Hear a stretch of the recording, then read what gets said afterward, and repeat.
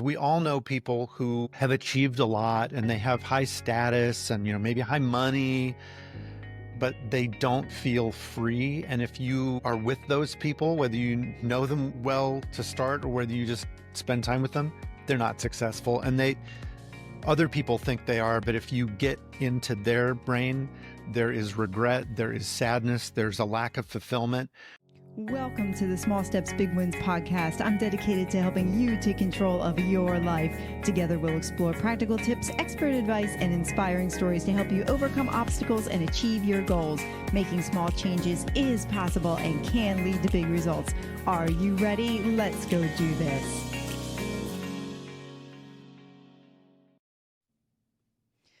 Well, Small Steps, Big Wins family, I am extremely excited to welcome David Kolbe to the show today.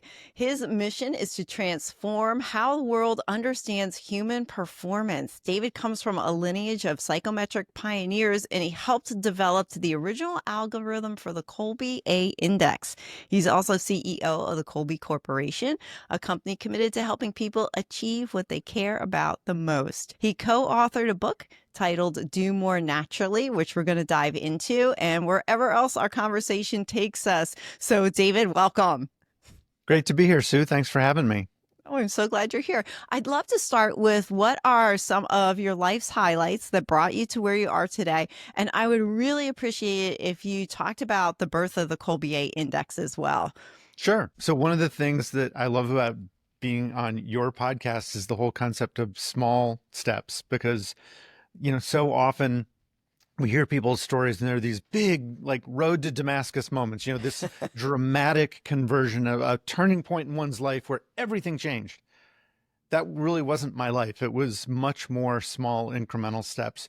I mean, as a kid, I always wanted to be a lawyer. So sure, I went to law school. That's one of the steps. And that's a big step, but it wasn't this huge change. So, I mean, going back a little bit, went to college, was very interested in policy and politics. So I worked on Capitol Hill for a while, but kind of knew I wanted to go to law school. So I went to law school, became a lawyer. One of the small steps for me was a conversation that I had with one of the senior partners in the law firm where I worked. And he was basically saying, being a lawyer, I kind of like it, but I also kind of feel stuck and, but I make a lot of money and, I don't know how I would change things at this point in my life. And I remember thinking, wait, so this is somebody who's really good at what he does, who's, reached a great place in his career, very well respected, and he's not loving it. And it made me think, is this what I want to do for the next 20, 30, 40, however many years? And, again, wasn't a dramatic moment like, oh, I'm going to quit my job and go do something else right away. But it did kind of it planted a seed. Like, is this, what's the long term? And is the long term of this what I want my life to look like? So that kind of opened the door for me to be recruited. So my mom started the business that I run now, and she recruited me away from the law firm to do legal work for the company. We at the time had a bunch of intellectual property stuff that needed to be done. And so it was doing the intellectual property side, but I also had a business degree. So it was, running a business. This was the late 90s. The internet was coming online, and we had started an e-commerce side of the business. So that was very exciting and appealing. Like, ooh, the internet in the 90s, it was kind of a hot place to be. So it was kind of easy for her to recruit me. So I guess I'll stop there for now. That's kind of what got me to the current company where I work anyway. Okay. All right. Well, researching is a fascinating topic as well. Like, some people just want to know more and ask more questions, right? I know your mom was a researcher. Did you also have that researching curiosity? And did that start pulling you into doing more to develop the Kolbe A test? Interestingly, so my mom created the Kolbe A Index. She was not really by nature a researcher. She was more of a theorist. She came up with concepts and theories and then would test them out. The research that she did was because it had to be done. It's like, okay, well, I've got these ideas and these thoughts and I've kind of tested them out, but if I want to make sure that they are significant, that there's meaning and truth and substance behind them, then we better do the research to figure that out. So she would basically have other people do it. I'm actually more of a natural researcher in the, I won't go too deep in Kolbe lingo yet, but I'm what we call an initiating fact finder. So my natural way of approaching problem solving is to ask questions, get information, do research, kind of dig deep. The Kolbe A Index got developed when I was pretty young. My mom was developing it when I was in like middle school, high Oh, school okay. era. Hmm. So, I was around. The conceptual pieces, I didn't have a big part in. My mom really did all of that. What I helped with was I helped develop the algorithm that scores the index. So my mom had these concepts and ideas and figured out a bunch of stuff. And we'll probably need to get into that so the Oh, we people will. watching and listening aren't like, what the heck are they talking about? But it started as something that she kind of knew. She kind of intuitively knew some stuff about people. And then she did some research to figure out, oh, I think it's this thing called conation that has the concept's been around for thousands of years. Literally, Plato talked about it, this doing part of the mind. And she, because just of who she got the sense of kind of what the contours of this part of the human mind are and the patterns and the consistencies and similarities that people have.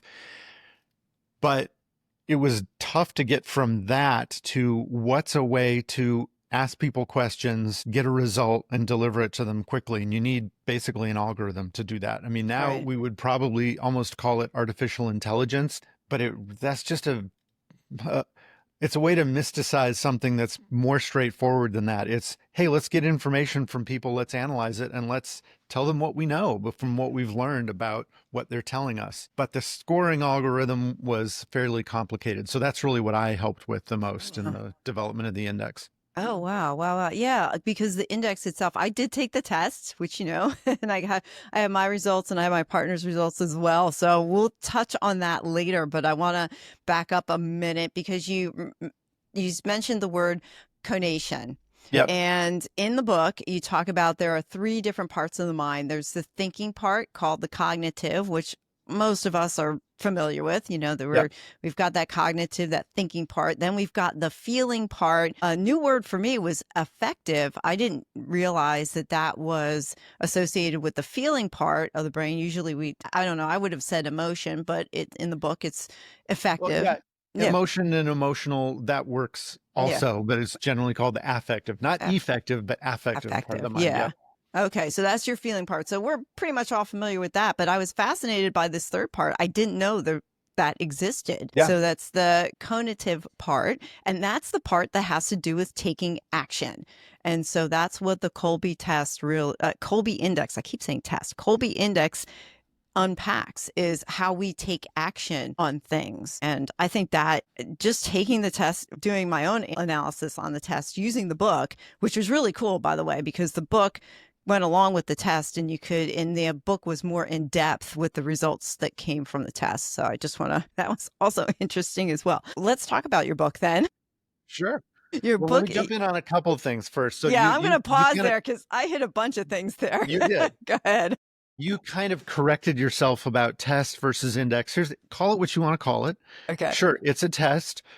Let me tell you why we call it an index though. And Sure. the reason I wanted to jump in is because I don't want people to get a thought stuck in their mind that then is harder to change. Yeah. We don't call it a test, even though that's not incorrect, because when people hear test, it's a little scary. They think there's a right and wrong. There are better and worse results to a test. Like, you take a test in school, you can get an A and you can get an F, and you don't want to get an F. An intelligence test, an IQ test, that's in the cognitive realm.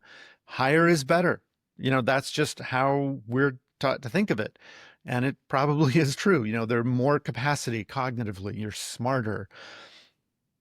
The conative part of the mind doesn't work like that. It's not a better or worse. It's not, oh, what's your result? And we'll see if you measure up well to somebody else. That's not what it is. It's all about finding out who you are in this realm, what we call this action mode of the conative part of your mind, which doesn't change. It's instinctive. We don't know exactly how you get it. I would love to figure that out. We don't.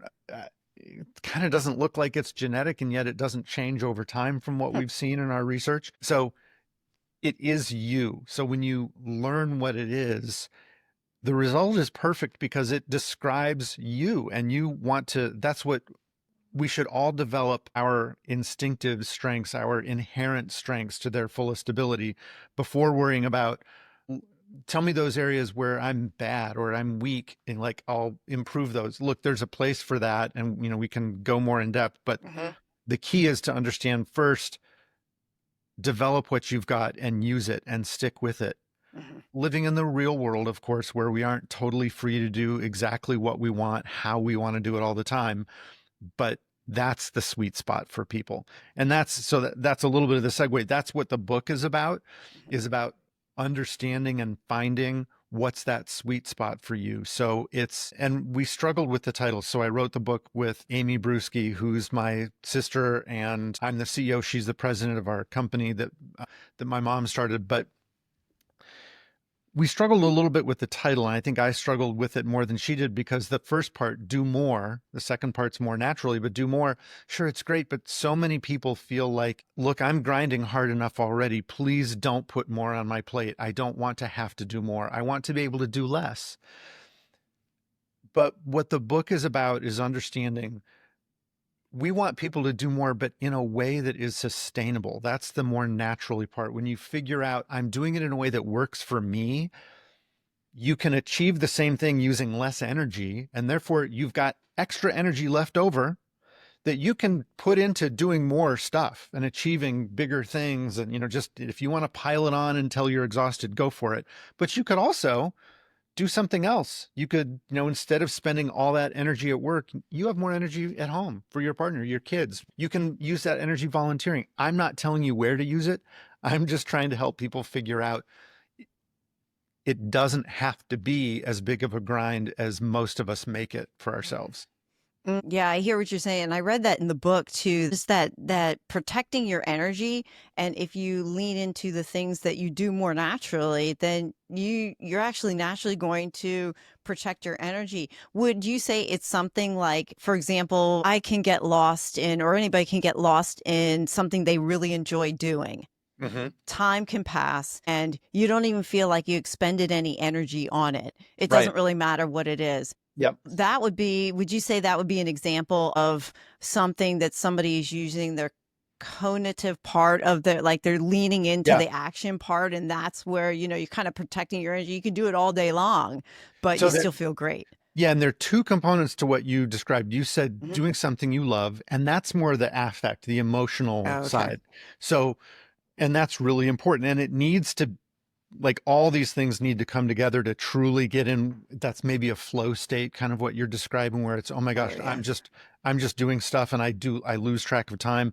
Sometimes it's a long time seemed to take a little bit of time, like that's getting lost. Sometimes it's a little bit of time seemed to take a long time, because I could, like athletes talk about this, where that quick moment that everybody else sees, time slows down for them so they can perform at super high levels because they feel like it didn't go by super fast. But anyway, that state that you're talking about, you love what you're doing, so you're motivated, you have an emotional connection to it. But then the other part that you described was you're taking action about that thing in a way that is natural for you. So I mentioned before, with me, one of the things that I lead with is getting information and sharing information. So it's a little bit of both. When I have the opportunity to research stuff, to go deeper, I love that. And yes, I can. Sometimes it's wasting time, full disclosure. I have a phone and I, use it to spend an hour, not intentionally, but it's like, did I really need to read that much about, some obscure part of history or some chemical You're process? like me. Well, you're like me. I mean, I might as well just think like, so the Kolbe Index is a score. So we might as well pause right here so people know what we're talking about, because you mentioned that you're a fact finder. You go into like facts. So am I. So there's a Kolbe score. It's 4 numbers, and it's just, like you said, it's an index. it's just on a continuum. That's how I looked at it, because my partner was asking me, he's like, I don't want to take another test. I'm like, it's not a test. It basically registers where you are. And the book also unpacks all that as well. But there are 4 instinct-based action modes. Yep. And we'll have fact finder, follow through, quick start, and implementer. Those are the 4. And the way your book lays it out and the way the test lays it out is that fact finder is first. That's the first number. Follow through is the second. Quick start is the third, and implementer is the 4th number. So we could talk about each. So I'll let you steer how you want the conversation to go with that. My score was 8633. Yours is 8273. So we're similar. We're very similar, except where it comes to quick starting.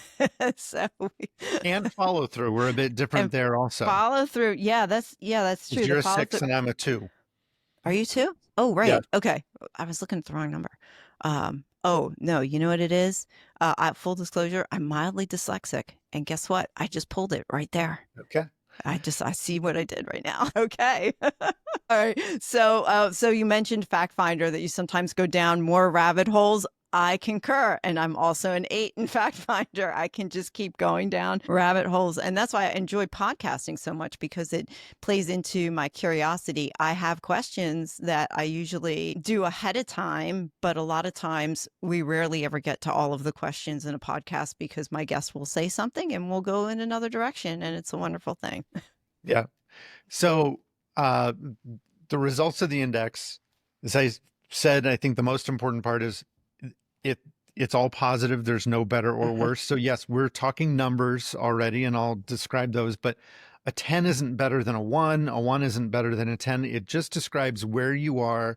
Think of each of these as a continuum. So we'll do the rest of Fact Finder. So I've mentioned it's about how we gather and share information.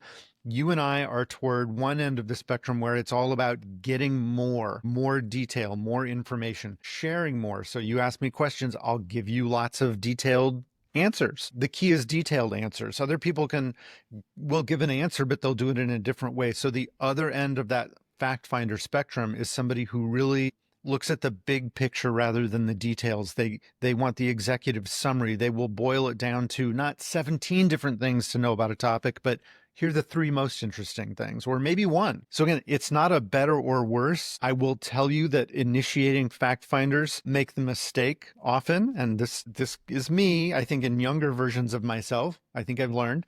But a lot of times, because we're so detail and information oriented, we think, well, we're pretty darn smart because we have all these facts and figures at our fingertips. No. That's not about intelligence. So Kolbe results do not correlate to intelligence. So that the other end of that spectrum, where people look at just a couple data points, or at least gather and share less information, they can be just as smart. I mean, again, doesn't correlate. That mid-range, frankly, most of the people in the world fall kind of in the middle in all of these 4 action modes. And there it's really bridging the gap between those 2 extremes. So most people aren't more and more information and detail and tell you all the stuff. They also aren't totally the other end of the spectrum. They do fall. Think of it as kind of like, that bell curve. So that's Fact Finder. Follow through is how we deal with systems, structure, organization. So those, what we call initiating follow throughs, 7, 8, 9, or 10, think of it that end of the spectrum. They create systems and structure.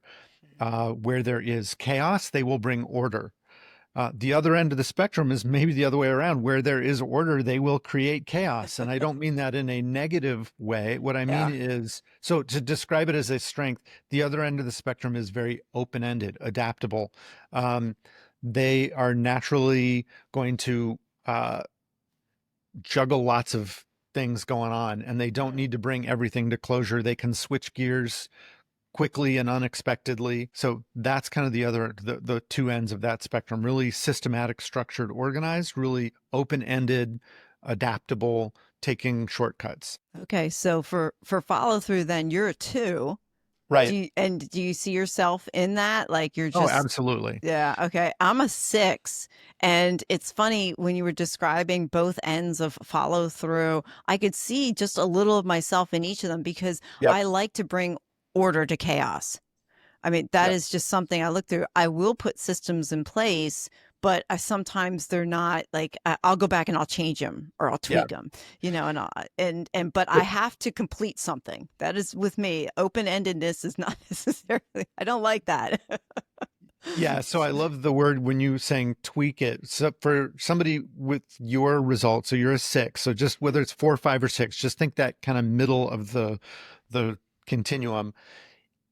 You don't need to create a new system all the time, but like you said, you tweak it. It's like, hey, Uh-huh. if one's there, I'll tweak it a little bit, make it work for this situation, live within an existing system. That's the kind of thing you would do.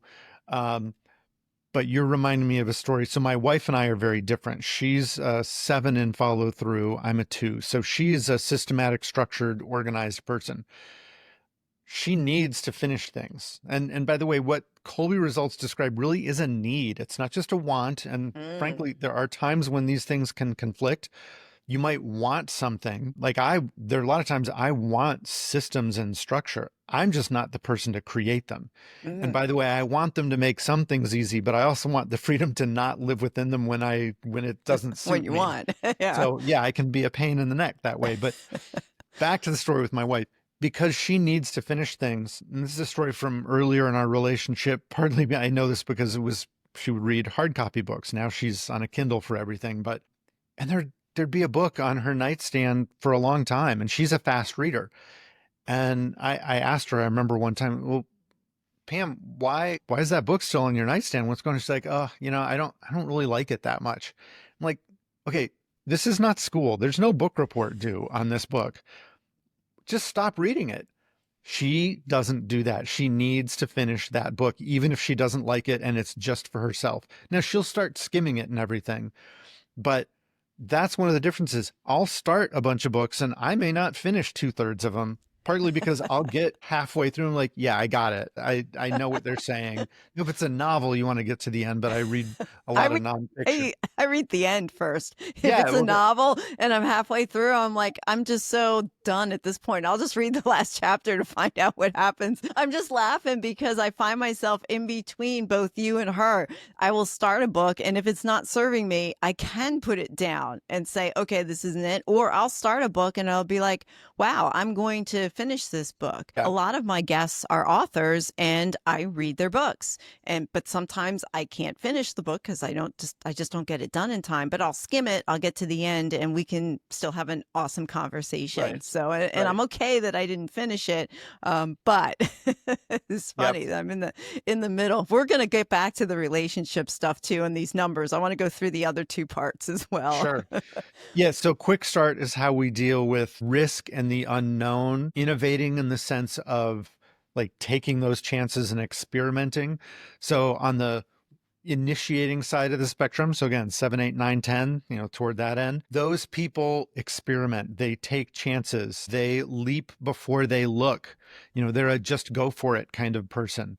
And they need to do that. Again, this is kind of instinctive. This is part of who they are. I think one of the keys is the experimentation. It's the just trying things out. And by the way, it's hard to pin people down all the time. I mean, sometimes, sure, there are behaviors that are so obvious, but there are also layers. Like I come across lots of people in the business world where people think, oh, yeah, that person's an initiating quick start because look at all those crazy things they do. But what they don't see, perhaps, like let's take the fact finder, they might have done 6 months of research. They just were Oh yeah. dark. They weren't telling everybody, oh, I'm thinking of doing a career change.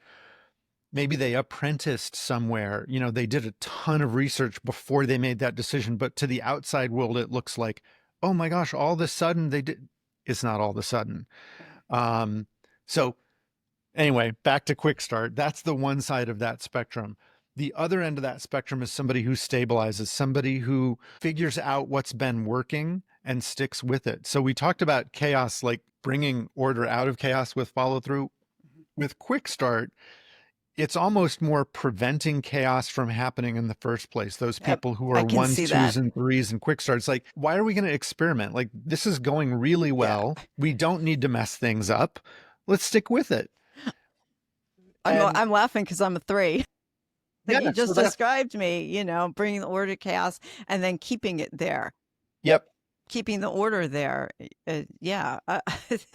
I'm just laughing because it's just, I can't get over how accurate the test was for myself when I started going through that. And even when I took it the first time, I'm like, am I taking this correctly? Yeah, okay, I guess. But Yeah. yeah. So the last one of the four, Implementer, I kind of wish we could go back and change the name, but we've had the name for a long, long time now.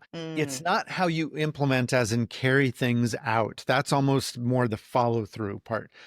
The implementer mode is about how the name comes from the use of tools and implements. So it's all about the three-dimensional, tactile, tangible part of taking action. So initiating implementers need to physically construct and build with their hands. They bring something physical to life when they take action. The other end of the spectrum is more imagine and vision. Think of it almost like two-dimensional versus three-dimensional. An artist, look, artists create things. So we are all creative. And that's another, I could go for a whole hour just on this notion of creativity.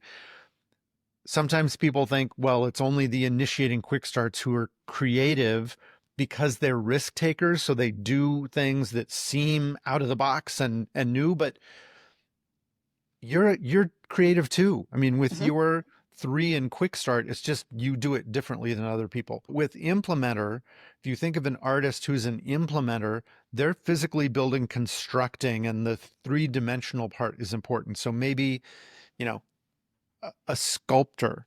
If they're a painter, their paintings have layers to them, like literally maybe the oil paint is thick and casts shadows, but also what they're depicting would have dimension and depth rather than perhaps a counteract or a 1, 2, or 3 in implementer where it would naturally, they don't need that physical component to it as much. So it might be more two-dimensional. Um, you know, they Okay. they could do it on a computer screen too. They don't need to physically build it with their hands. Like even the act of painting, even if it's a fundamentally two-dimensional, essentially medium, the act of painting is more physical than the act of using a computer to create art. So Yeah.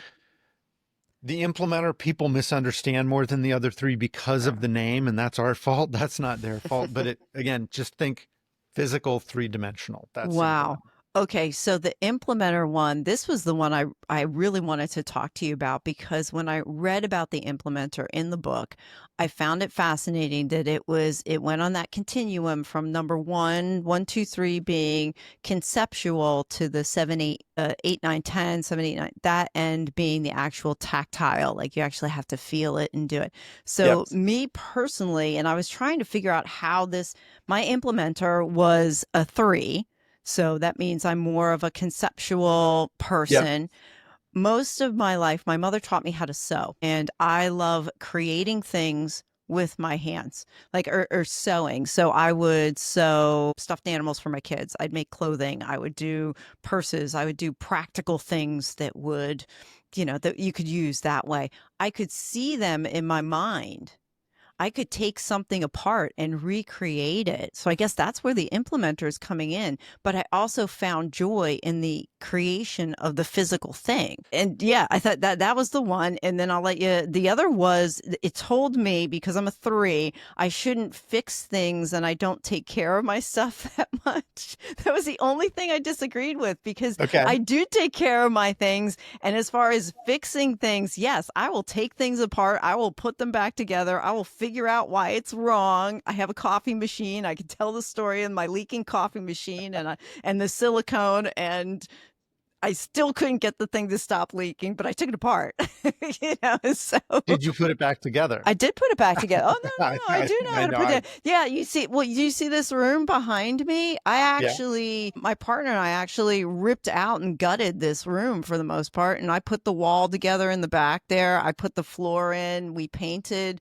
Ceiling was already here, so I love to create and do, remodel bathrooms and kitchens. That's me. I'm there. I can see the possibility in recreating that thing, but I also will get down and dirty and I'll rip that thing out and I'll put it in myself. So this was Yeah. the only one that was like, I was like, wow, this is a little off here. I could be both numbers. So couple things. One, the margin of error on the assessment is we think of it as plus or minus 1. So if you're a Okay. 3, That could be a 4. You're kind of right in that range. So maybe it's that accommodating where it's, and the accommodating implementer is more the repair rather than build from scratch. It's, hey, there's Mm. something here. I'll use my hands and do the physical part to repair those things. So that's more what I would think for that mid range. So maybe you're right there. Another part of it is, and you keep using the language around affect. You love it. You find Uh, joy in it. okay. And especially the story about your mom taught you to sew, so you like to sew. So some of that is just it's that emotional connection to it. So Wow. yes, you're using your hands, but my guess is it's especially on the things that your mom taught you. The doing the room is maybe separate, but on the stuff your mom taught you, that maybe is I love this because of what it represents and kind of the connection Interesting. that I feel to those things. And initiating, if you were, let's say an 8 in Implementer, you would really you would start the problem solving process almost with the physical parts of things. Even with some of the language you used around the physical things that you do was around figuring it out. Like Yeah. the coffee maker, I heard some fact finder language, like, I'm going to research this. I'm going to figure it out. I'm going to go online. I'm going to watch some videos, and then you're going to do it. But it's more, some of it's almost that challenge. Yeah. And then the last thing I'll say is there's a part of us when we frankly want to shut off our conative working. We're not really striving. We're just doing something almost mindlessly. And for a lot of people, they kind of they'll almost go opposite when they do that, when it's that recharge mode. So for me with the physical, because I'm a 2 in Implementer, so I am not a physically build, construct, action taker. When I'm striving and doing my best, it's not about, I'm going to build something. It's more, I'm going to think about stuff, conceptualize, write about something, talk about something. But for me, one of those recreation things, recreation downtime things is I like to work in the yard. But so I'm planting, maybe it's a vegetable garden. Some years I do it, some years I don't. But okay, let's not guilt me for those years I don't do it. But I'm not striving. I'm kind of turning my brain off when I do those things, or I'm thinking about other stuff while I'm doing those physical things. So I don't know. That's a longer description of it. Oh no, that's a yeah. What something you said was you're thinking of other things while you're working in the yard or working in the garden. I do that as well. I'll go out and run, and I will find that the act of running and doing there, my brain will just go somewhere else, and Yeah. you're just thinking through things, solving problems, putting pieces together, that type of stuff. So we talked about the 4 action modes that people, and we talked a lot about those. So I had an interesting question that what would be your advice or small steps to someone who perhaps they're struggling with finding fulfillment in the career they've chosen or the life that they have. They take the Kolbe Index, they get the results, and then they find out, oh, maybe what I'm doing isn't really in alignment. And they relate, they can look at that Kolbe result and go, wow, yeah, I can see myself in there, but now I'm somewhere that's not in alignment. Right. So let's talk about small steps and how this Yeah. can I mean, help them. the first small step I would suggest is look, before blowing it all up and changing everything, maybe you're in a role where, okay, it's not well aligned with your conative strengths. What can you change about the role rather than, again, blowing it up and starting from scratch or something? And look, if you hate it that much, okay, fine, blow it up. And if this is the catalyst to get you to do it, fine. But for most people, it's about those incremental changes. It's, so let's take with me the follow through. That's an area where, look, my strength is being open-ended and adaptable, but that doesn't align with situations where it is all about closure and following systems and patterns and routines. So if I'm in a position where that's the bulk of the job, that's what's expected of me, that's what people are asking me to do, what can I tweak, to use language you used before, about the role so that it fits me better? Are there Mm. things I cannot do? Again, look, the outcome is probably not negotiable, like especially at work. You don't go to your boss and say, hey, I know those sales quotas that everybody's judged by, just don't hold me to the same. No, they're not going to go for that. Right. The outcome, yes, you have to achieve the outcome, but do you have some freedom in terms of the way you go about achieving that outcome? And we usually have more freedom than we think. And if you think about bosses and in the workplace, most of the time they care about results. Yeah. So, if you can show someone, start small. Hey, I did this project, and full disclosure, now that it's done and you like the result, I didn't do the process that you laid out for it. I did it like this instead. Can I have your permission to do the next, kind of start the next Mm. project that way? So that's what I'd say is the first small step, is what can you change to make that current situation align better with what works for you? Oh, wow. Yeah.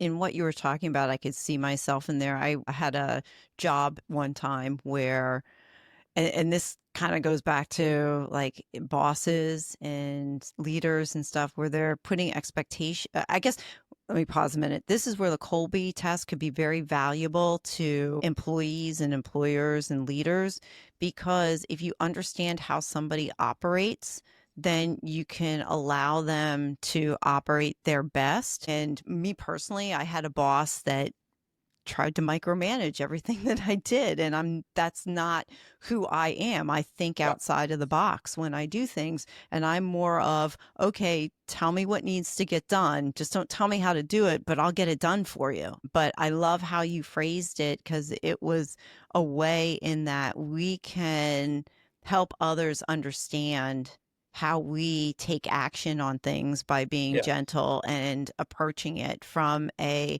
inquisitive, informative angle rather than a, hey, I do it this way and you got to let me do it this way perspective. So, Right. Well, and the real world just doesn't work like that. It would be wonderful if really, we could do that. Yeah. I would love that too. Yeah. I'm I going to would walk love to around with my tell. index on my, Yeah. hey, here's my index. This is how you treat me. I'd love to tell the IRS, I don't bring everything to closure, so don't expect me to send my taxes in this year. But Yeah, it'd be no, great. it's not how it works. I don't want to meet that quota this month, but Yeah. it's not a problem. Oh my gosh. In your book, actually, this kind of rolls into, because I'd love to know your thoughts on people who are somewhat of a chameleon. And I would put myself in that category where I'll do I'll try anything, even though my Colby kind of says I'm not, like I like stability, and I'm not really necessarily a risk person per se. So in the book, it mentioned that some people live with the philosophy, quote, you can do anything that you put your mind to. I would put myself in that category. Of course, now after I read the book, now I take myself out of that category. But Well, hold on. okay, That's the test. Let's talk okay, about it. okay. Well, I'm jumping to conclusions there. So the philosophy is you can do anything you put your mind to. So I want you to talk about the advantages and dangers of adopting or having that philosophy. And just because you can do something doesn't mean you should. Right. And that's, I think, the key part is that last thing. So, look, I love challenges. I love challenging myself. I love challenging other people. I'm inspired by and want to be around folks like you who have the attitude of, if I put my mind to it, I can accomplish something. So that's a great place to start. The problem, I think, is that people go too far with it, and they develop this value system sometimes around, oh, that means I really shouldn't do things in a way that's natural for me. That's cheating. That's the easy way out. Mm. The way I like to think of it is, life's hard enough. And if you want to accomplish truly great, amazing things, that is a difficult goal in and of itself. You should set yourself up for success. I'm a huge believer in so many different realms. Put yourself in a position where you have made it more likely you will succeed and achieve the things that you care about. So you get to define what that looks like and how we define success. If you put yourself in a situation where it's hard to achieve that, what's the point? So if I can do anything I set my mind to. So, sports are sometimes a good analogy. I know they can be overdone, but I do go back to it sometimes. If you think about an athlete who's training to win a race, oh, I can do anything I set my mind to. Again, great place to start, because it's going to be hard. You want to be a world champion. That is really tough stuff. If you naturally have the physical components to be a distance runner versus a sprinter, should you look at it and say, yeah, but that's the easy way out. I'm going to be the world champion sprinter. Mm. Okay, maybe you can. but maybe, you've made it so much more difficult for yourself to achieve the goal, which is being essentially world champion. So, yeah, why not run a marathon? Because of, again, and we can describe what it means, but there are actual things, a body build, the different muscular structure that will determine that. So that's kind of the analogy. Same thing in other walks of life. If there's something that is more natural for you, use that to achieve the things you care about. Don't fight against it. So for the two of us, do research, ask a lot of questions, seek out people who've already done stuff in this area and learn from them rather than doing it all from scratch. Don't listen to the people who say, oh, will you just move on? Just like stop asking questions and doing research. Just take action now. Like, okay, at some point we need to take action, but Yeah. we are taking action by doing the investigation.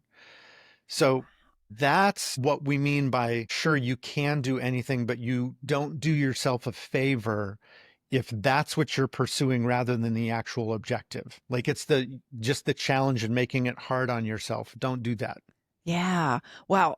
So I love that you said that instead of, like if you are built to be a distance runner versus a sprinter because they're two different body types, why try and put yourself into a round hole if you're a square peg, Right. for lack of a better term. But Yeah. I And think, tell yourself, yeah, but I but can. I I'll can't, just but yeah. pound harder. Yeah, no. Why? Why?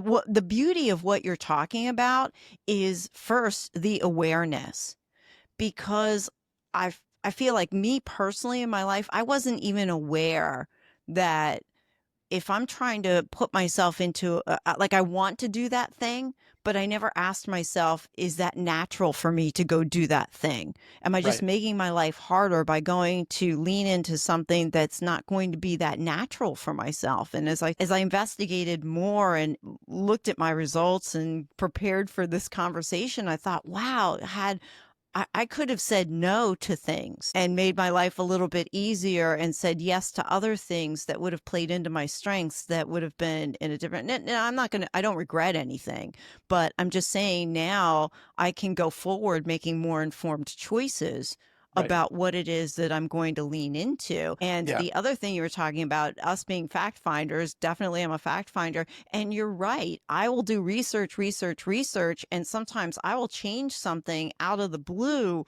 but I did research behind the scenes even before I did it. Example from my own life last year, I worked as a financial advisor for a number of years but I secretly wanted to be a COO, CEO. I wanted to help run a small business and I wanted to go do that. So I started researching small businesses, how to build them, how to scale them, how to do all this. I spent 6 months studying them. And out of the blue last year in May, I got offered an opportunity to go run a small business. So what looked like a 180-degree opposite turn to my outside family and friends, they're like, wow, you're nuts. But I'm like, no, I actually had been thinking and manifesting this for almost a year. So that's where, and I didn't realize or see that until I took this test. And then I realized, wait a minute, I've been fact finding this stuff Right. for a while, you know? Yeah. So I think that's really cool when you start looking at this test and you just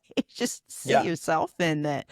So the Kolbe test, the Kolbe, I keep saying test, I shouldn't. No, Kolbe it's Index. fine. You can say test. It's all right. I used to be a teacher. I was a math teacher, so everything was a test. You took something, it was an assessment, it was a test.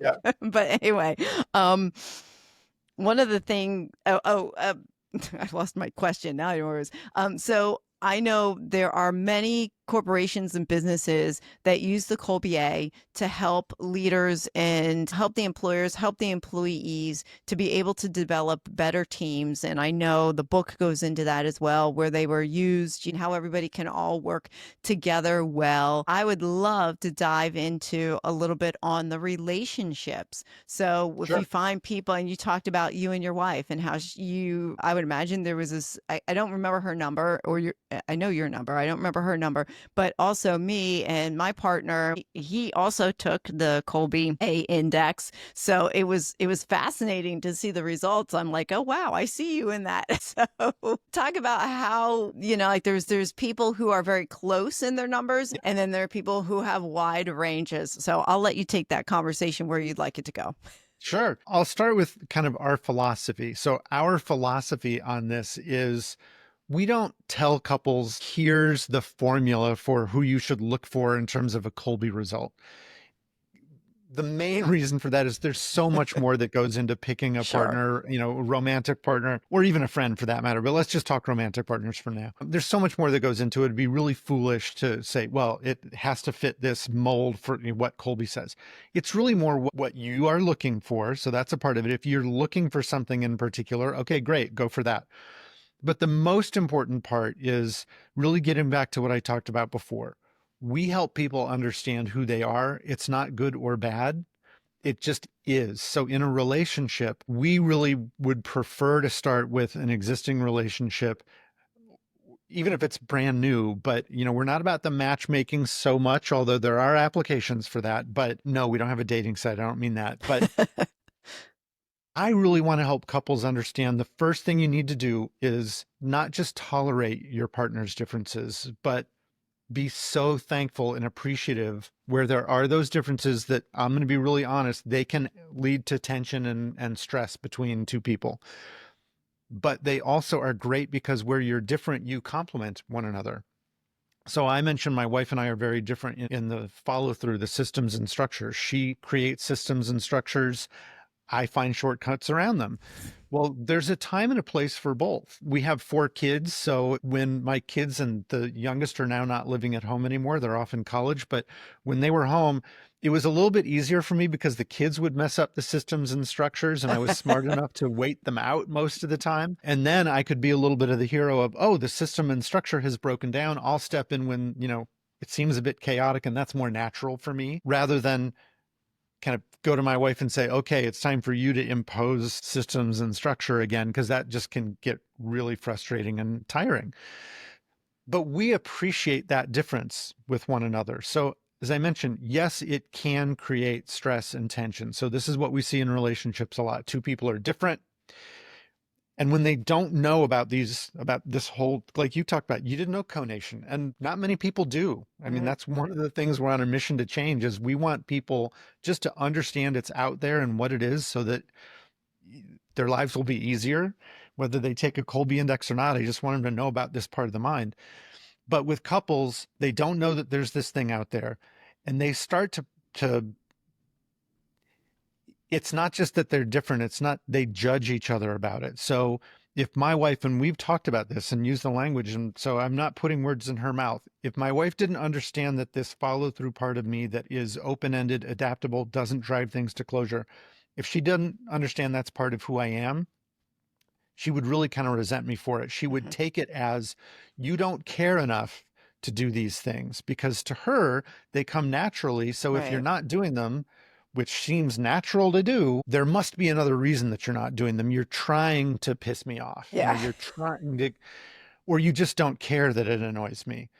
But because she understands this is part of who I am. Now, here's the thing. So it makes it easier. Let me finish that thought. For her, it's not a cop out for me. So these things are important to my wife. And just again, living in the real world, I mentioned the IRS example. And it doesn't have to be that dramatic. It can just be things to do around the house. If I start a project and I don't finish it, if it's out in the yard, that's fine because she doesn't care so much about that. If it's in the kitchen, but I'm the cook, I don't want to be too gender stereotyped about these roles, but it should just be inside. Like, let's say it's in our bedroom. She's there. She cares about how the bedroom is functioning and operating. I don't leave projects unfinished in the bedroom or the kitchen because those are areas she cares about. Outside is not her realm as much. So she'll kind of laugh about the outside ones, but she will get annoyed, even if she knows this is David. It's not a cop out for me. I don't just get to say, well, I'm a 2 and follow through. So all Yeah. these So you got things to are live with my mess that's all over the bed. You're right. all over the Yeah, bedroom. no, Yeah. Yeah. exactly. I, I uh, don't get to say that. you know what though? I'm glad you bring that up though, because it helps people understand that you are different and you do think differently, and that it's okay, but we all have the capacity to figure out a compromise, Right. and that there's an opportunity to have a conversation that, oh, okay, so bringing, a little bit of chaos in the kitchen is okay, but how can we make it so that Right. what I see is normal chaos to me, what's chaos to you, how can we come to an understanding, Yeah. or maybe it's just, hey, I'm going to clean it up. I might not do it as well as you do, but I'm going to try to the best of my Right. ability, and to find Well, that middle ground. And knowing these results, I would think, help people have a more understanding conversation. yeah, it's understanding conversation, but it's also you get further. So because we are different in this area, we take something that a lot of times is a tension point for couples and it's more positive. So the honey-do list, and again, this is a gender stereotypical thing. Oh, the wife tells the husband, here's what you have to do. And the husband is all put out that, Mhm. oh, I've got this stuff I have to do before I get to, do the stuff I really want to do, hanging out with friends or whatever, watch football. We have a different approach to that. I really appreciate that she plans and has a structure. So I will actually ask her, like, hey, there's a bunch of stuff that I want, like for different reasons again. So the want is more the affect. And sometimes it's, hey, these things need to get done around the house. Like something's broken, it needs to get fixed. I don't want to waste money on something that isn't fixed. The air conditioner doesn't need to be a big deal. The filters need changing and they need changing on a consistent basis. I don't remember that. Yeah. Instead of me thinking it as she came up with a honeydew list, I will ask her, will you help? Let's work together and make a plan. Mhm. What are the things that need to be done? What's the timing, the sequence? That's not natural for me. It just isn't. And it makes it so much easier for me to do the things that need to get done. And then also she can kick, and we do this together. So it's not like she's tricking me. I'm asking for it with my quick start, deadlines and competition. That's a natural thing for me. So if it's, hey, here's the plan and all the things that need to get done, I'm more of a binger on that stuff. It's like, okay, go. You've got 4 hours. How many of these things can you get done, honey? And it's not her being annoying, it's her helping me out. But the key thing is the attitude, honestly. So yes, the Sure. understanding of we're different and we have these different roles to play. But so many couples I see develop an attitude, even if it does help them, and society is almost asking them, like with the honeydew list, that's the reason I use this example. Society's almost saying, come on, develop this attitude because people will pat you on the back for, oh yeah, I get it. Your wife is making you do all this stuff. That's nonsense. Throw that out, Yeah. change the attitude, and your life will be better. Yeah. And learn to work in your strengths. I mean, that's, Right. so what's your advice? So my partner and I, when we took it, our numbers are almost identical. We're both fact finders with an 8. We're both follow through. We have a follow through of 6. Oh no, his fact finder was 7, but I have to tell you, Close enough. it's close enough, and he asks a ton of questions for clarification. So I would say both of us are the same as far can we both do it the same way. Yeah, The you the both initiate in Fact Finder. Yep. Oh yeah, yeah, definitely. We will definitely ask questions, ask questions, ask questions, and I can see that neither one of us will move until we've asked all of our questions. So the quick start for both of us is 3, so it makes perfect sense. So we're lining up here. The follow through was 6 for both of us, and then the last one was the implementer, and he's a 4, I'm a 3, but I would say I'm a 4 sometimes too. So we are almost Yep. identical. Yeah. There's got to be some pros and cons to that. Yeah. Yeah. Well, let's start with the pros. What we see over and over again is that people who are more aligned, like the two of you, because you naturally do things in similar ways, there's less inherent kind of stress and tension around those differences. And that's it. So it's just easier a lot of times because there's a more natural flow and you do things in such a similar way in terms of taking action. Again, your interests and desires and preferences could still be radically different. Sure. Your personalities, your, extrovert versus introvert, that's all different. But just sticking to the conative, I think the potential downside is because you're so similar, who complements you? If there's something where you really do need that other. So I described with me and my wife, because we're different, we cover two different bases in follow through. Well, you guys are so similar. There might be times when, well, who's going to do that thing that needs to get done? Because it really demands. So, well, let's just say in Fact Finder, since both of you are asking questions, getting information, digging into the details, you both do that and do that more and do that more. And who's there to say, stop, enough, Yeah. let's just book that trip rather than going and finding six more hotel That options. will be me. That will be me to go and book the trip. And that was the other thing. Like sometimes I struggle with analysis paralysis.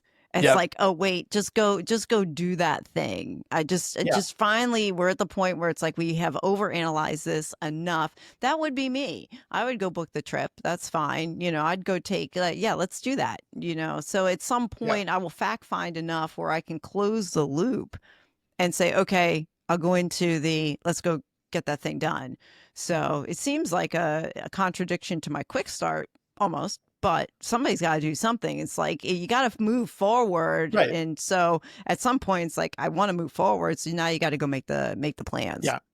Well, and there are all kinds of techniques. A Sure. Kolbe result isn't what you can or can't do. So sure, Okay. you can simplify and bottom line things, even though naturally you need to ask questions and get more information. So, that's kind of the advice is make sure you give yourself the time and space to ask questions, but yes, have the discipline. And maybe it's just kick in the cognitive part of your mind. Hey, we want to go on a trip. At some point, we got to book the plane tickets and the hotels. And you just know, like, it has to be done. Yeah. You give yourself a deadline, Yeah. there are Oh, different little, and they don't have to be big techniques. It's I just, love doing that stuff. yeah, Yeah, give me the trip. Tell me where to but go and I will book it. But part of my which came up with my results is I will micromanage it down to like I know where I am this day. I know what time the flight comes in. I'm going to set up the transportation to get to the hotel to do all that. So like I will micromanage and make sure that there's no chaos in that trip yeah, that we're going to take. yeah. So this is a lot of fun. I love this stuff. I'm probably a self-imposed, or what did I call it? Test taking junkie, or not test taking. What did I call it? Yeah, Yeah. assessment junkie. Yeah, yeah, assessment junkie. I would love to know. We talked about success before. I would love to know what your definition of success is. To me, it's two things. It's first having the freedom to be yourself, and then it's actually going out and doing it. So it's funny you asked the question because my mom, so Kathy Kolbe, who, as we talked about, started the Index and started the company that I run now. Her definition of success was the freedom to be yourself. And I agree with that. But to me, true success does take it to the next step. Because if you have the freedom, but you don't do anything with it, I think you're still kind of falling short. Mm. But, and the reason that kind of we both just almost starting with the freedom to be yourself is we all know people who have achieved a lot and they have high status and maybe high money, but they don't feel free. And if you are with those people, whether you know them well to start or whether you just spend time with them, they're not successful. And other people think they are, but if you get into their brain, there is regret, there is sadness, there's a lack of fulfillment. And when you change it, so you were kind of talking about you wanted to do something else. Now, I don't know, maybe you were free to do the things, you loved doing what you had been doing, but it was just time to move on to something else. But if you think about the people where they don't have that freedom to move into that thing that they want to do, there's something lacking there. Yeah.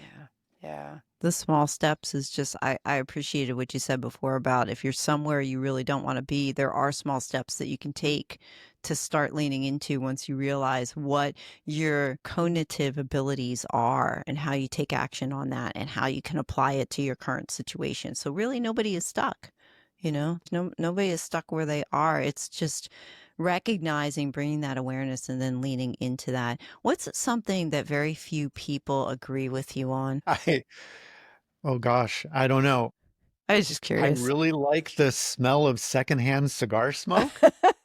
That's pretty niche, but it's true. I think Steph Curry is the most consequential basketball player of modern times. Forget the LeBron versus Michael Jordan. Steph Curry changed the way the game is played for better or worse. I'm a basketball fan, so a lot of people can't stand that it's so much three-point shooting, but it's more than just him, but he fundamentally changed it. So I don't know. Gosh, I do love asking this question. What's one thing you thought would be hard about developing the Kolbe A Index, interpreting the results? Turned out it really wasn't. And flip it? What's one thing that you thought would be easy about doing that, or the research that you were into, but really wound up being more challenging for you?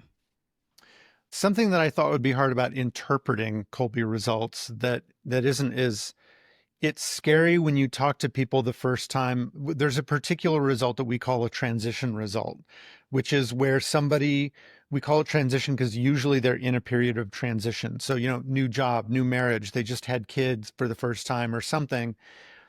But basically what it means is we don't know your actual Colby results. It's a temporary thing. It's usually transitory, but it kind of can make someone feel like, well, I failed the test. And again, we like to think of it as an assessment. There's no better or worse, but gosh, this might be the exception. It's kind of scary to do that. And I thought it would be really hard, but it turns out it's way easier because those people tend to feel we're describing something that's true and they have felt it in such a way that it's a relief for them. It's like, oh my gosh, you didn't ask me any question on, the test that seemed like it was getting at this. And yet you're telling me there's a reason for this feeling, this struggle that I'm kind of having. And it's okay. Like I'm not messed up because of it. It's just this thing and it'll change. So yeah, it seemed like it would be hard to do those, but because we're really tapping into something, it's actually my favorite kind of interpretation to do because there's such a weight that's lifted off for people most of the time. I think the flip side of that, the thing that I thought would be easy that's hard, is convincing people that all Kolbe results are positive. Sometimes it's, maybe arrogant people think mine is the best and you can tell me that the other ones are just as good, but I don't believe it. And sometimes they'll just tell you that. Yeah. But it's also in the sadder one is when it's people themselves, and it tends to be the counteract. So the lower numbers, the 1, 2s, and 3s in a mode, people think of that as a weakness. I don't care which of the 4 modes, so with your quick start, you have a 3 in quick start. So a lot of times people will think, I'm not as exciting as other people, or I'm not as much of an innovator as other people. Well, no, you don't experiment and take risks as often. You stabilize. Yeah, But that I can see that. it's so important. It's such a strength to be able to do that and listen to it and contribute that to your life and to the projects that you're working on with other people. But it's hard to get that drilled into people's minds because we're so used to thinking about what I don't do as a weakness as opposed to focusing on, but what do I do with this? Right. And how is it helpful? Yeah. And that goes back to what we were talking about before. It's like, yeah, we can do a lot of different things, but should we do those things? Is it a strength or is it a weakness? And that was one thing when I took the Kolbe A and I looked at my results through what was printed out. Now, I didn't dig a lot deeper because there is a lot of information I could dig into on the website after the results came out and everything. What really helped me was the book. Because then as I was looking, I printed out my results. As I was looking at my results, I was reading the book at the same time. And it just unpacked more and went deeper into my results. But then there were also different, I'm looking at I forget in the table of contents you talked about, is like one of the chapters, the name is Good Advice Gone Bad, where we're being told things that, wait a minute, do say things to us meaning well, but it's really not. And when we put it up against the results, then the results seem to make more sense to us too, And so I would just encourage anybody who's listening, I'm gonna put my plug in. When you take the Kolbe A and you want to go deeper and do more, just buy a copy of the book too. And you have so much more stuff on there as well. There's relationship stuff in there people can dive into. And then there's more, there is just more things that we don't even really have time to get into, but there is, so do you, anything you want to add? A tiny plug because I Yes. actually love it. The relationship stuff, you can go to takes2, TWO.com, and that has so two people can take their Kolbe indexes, and then the Takes Two report talks about in a personal relationship Oh, context how how does knowing this stuff help our relationship, and it gives advice around how to, you know, the relationship is what it is, so it's yeah. not swapping somebody out, but how do you understand the dynamics and interplay with those Yeah. two Oh, results? that's cool. I think, well, even though we each have individual Kolbe A results, I might go back and take that too, Well, which, yeah, and you don't need to take anything. Once you both have your results, you just say, "Hey, here are my results. I'd oh, love to get the takes two analysis," oh, basically. okay. Oh, that's good to know. Yeah, that's good to know. Yeah, And the other thing too, and I just want to reiterate on that, you mentioned it in the beginning, was that our Kolbe A results is usually it's the thing that doesn't really change over time, except if you're going through something that's extreme. Me, the overachiever in myself I took it the first time and I'm like, well, I just want to take this again just to see if I get the same result. Now you close that loop for me, David. I don't have to go back and take it yes. again. No, don't. We don't need you to take extra time and spend extra money. Just stick with that first one. I've done that before. I'll take the Myers-Briggs twice. I did a habit finder assessment. I took that twice. I'm like, I didn't trust those first results. Yeah, But the problem is you can skew them after a while. Well, if you take enough tests, like I've taken a ton of them. And since I'm so analytical, I can actually follow where the questions are going, and then I can right, actually manipulate the results, which kind of stinks because I don't want to do that because you want accurate results. So I have to right. kind of fight that part of whatever my brain is going on there to want to to want to do that. Yeah, very true. Oh my gosh, this has been an awesome conversation. We do have to come to a close at some point. So I love to ask my guests, all my guests, I ask the same question. As we close, what is one small step that someone can do today that's going to help them change their tomorrow? Just figure out a way to learn more about yourself. Look, sure, you can take a Kolbe index, but you don't have to do that. Just think about when I am, we talk about flow state. When I'm in a flow state, when that's happened to me, what does that feel like? How am I taking action? And then find ways to get in those situations more and more often. It doesn't have to be, it's never going to be 100% of the time, but just a little more often. And then you can build on that and it'll snowball. David, thank you. I am so appreciative of your time. How can my guests find you and reach out? Easiest way is to just go to Kolbe, KOLBE.com, and you can find all about the company and me and communicate with us there. Well, David, thank you so much for the gift of your time. I've thoroughly enjoyed our conversation. Thanks, Sue. It's been great to be here. Thank you for listening to another episode of the Small Steps, Big Wins podcast. I value your time with me and I seek to make every moment count. In order to make lasting change in your life, listening is usually not enough. So I want to ask you, what practical steps are you going to put into action today as a result of listening to this podcast? Remember, any step, any action, no matter how small, starts your journey to a big win. And if you're not sure where to get started, reach out to me and let's have a conversation. Until next time, love yourself, then love others. Peace.